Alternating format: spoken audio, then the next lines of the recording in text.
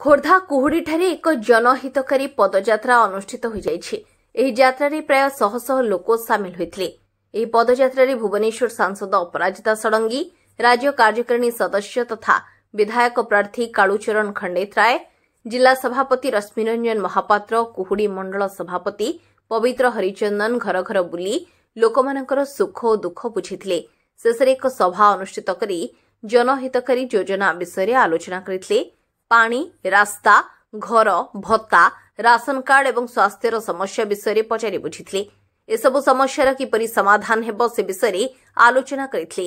शेषरे सबु समस्या को समाधान करिबा पई प्रतिश्रुति दैथिले।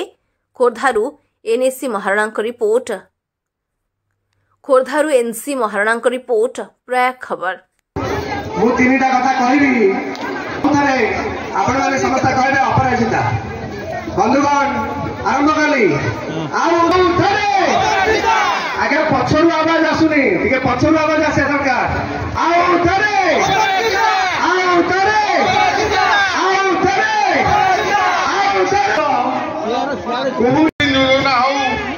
राशन कार्ड कथा हो भत्ता कथा हो सीआरपी माने भौणी माने जे थे जानू देवे से मोदी सरकार पैसा आज दरमा नौ किंतु काम करुँच नवीन सरकार पे आसतु आसी समय आज एकाठे हवा निश्चित भारतीय जनता पार्टी की आम निर्वाचन मंडली हो एवं मैडम एमपी को बहु भोट वक्तव्य शेष कर। जय जगन्नाथ।